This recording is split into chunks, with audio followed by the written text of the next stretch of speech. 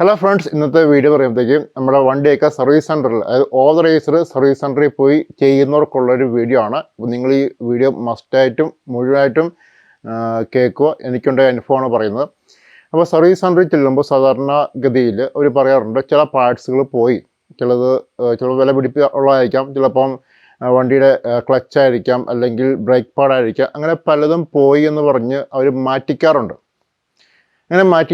നമ്മൾ സാധാരണ പറയും ശരി മാറ്റിക്കോളൂ എന്ന് പറയും. പക്ഷേ കുറച്ചും കൂടെ എന്താ പറയുക എക്സ്പെൻസീവ് ആയിട്ട് 10-20,000 മുടക്കൊക്കെ ഉള്ള സാധനങ്ങളൊക്കെ നമുക്ക് വാങ്ങിക്കാൻ പറയുമ്പോൾ നമുക്കൊരു ഇത് പോയിട്ടുണ്ടോ, ഇത്രയും നാളല്ലേ ഓടിയിട്ടുള്ളൂ എന്നൊരു ഡൗട്ട്സ് പലർക്കും തോന്നാം. എൻ്റെ വണ്ടി 50,000 കിലോമീറ്റർ ഓടിയിട്ടുള്ളൂ. അപ്പോൾ റീസെൻ്റ്ലി അവർ പറഞ്ഞു ക്ലച്ച് പോയി എന്ന് പറഞ്ഞു. പക്ഷേ എനിക്ക് അതിൻ്റെ ആയിട്ടൊരു പ്രശ്നം തോന്നുന്നില്ല. അപ്പോൾ ഞാൻ പറഞ്ഞു ഓക്കെ, പിന്നീട് മാറ്റാം, ഒരു മാസം കഴിഞ്ഞിട്ട് ഞാനിത് മാറ്റിക്കോളാം. അപ്പോൾ അവർ പറഞ്ഞു ഇത് വണ്ടി സഡനായിട്ട് റോഡിൽ പെട്ടുപോകും, വണ്ടി എവിടെയെങ്കിലും വെച്ച് ബ്രേക്ക് ഡൗൺ ആകും. അപ്പോൾ ഞാൻ ചോദിച്ചു എത്ര കിലോമീറ്റർ വരെ ഇത് വണ്ടി ഓടും. അത് പറയാൻ പറ്റില്ല, അത് ക്ലച്ച് ഉപയോഗിക്കുന്നതായിരിക്കും.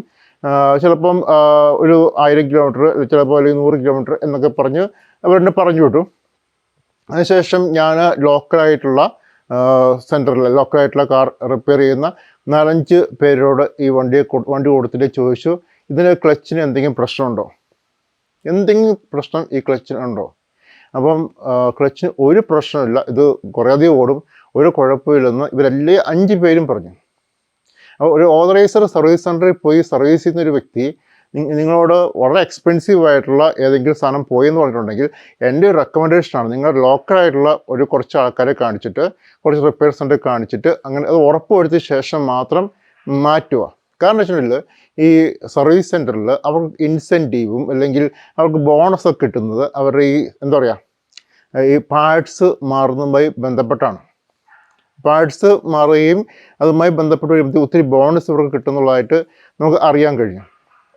അപ്പം നിങ്ങൾ മസ്റ്റായിട്ട് ചെയ്യേണ്ട കാര്യം, ഞാൻ എൻ്റെ ഒരു അനുഭവം കൊണ്ട് പറയുകയാണ്, നിങ്ങൾ മസ്റ്റായിട്ട് ചെയ്യേണ്ട കാര്യം, നിങ്ങൾ ഓതറൈസ്ഡ് സർവീസ് സെൻറ്ററിൽ നിങ്ങൾ സർവീസ് ചെയ്യുന്ന ആൾക്കാർ തീർച്ചയായിട്ടും നിങ്ങൾ ലോക്കലായിട്ടുള്ളൊരു വ്യക്തിയെ കാണിച്ചിട്ട് മാത്രമേ നിങ്ങളിത് മാറ്റാവുള്ളൂ. അല്ലെങ്കിൽ ചിലപ്പോൾ 10-20,000 രൂപയുടെയൊക്കെ സാധനമൊക്കെ ആണെങ്കിൽ വെറുതെ പൈസ പോവും. 10-100 അല്ലെങ്കിൽ 500 രൂപയുടെയൊക്കെ ആണെങ്കിൽ ഓക്കെ നിങ്ങൾ മാറ്റിക്കോളൂ. പക്ഷേ ഒരു വിലയെടുപ്പുള്ള സാധനം വരുമ്പോൾ നിങ്ങളൊരു 2-3-4 പേരോട് ഒരു അഭിപ്രായം ചോദിച്ചിട്ട് വേണം മാറ്റാൻ. അപ്പം പിന്നെ പലരും ചോദിക്കാറുണ്ട് ഓതറൈസ്ഡ് സർവീസ് സെൻറ്ററിൽ ചെയ്യണോ അല്ലെങ്കിൽ ലോക്കൽ സർവീസ് സെൻറ്റർ ചെയ്യണമെന്ന് പലപ്പോഴും പല ആൾക്കാരും ഡൗട്ട്സ് ചോദിക്കാറുണ്ട്.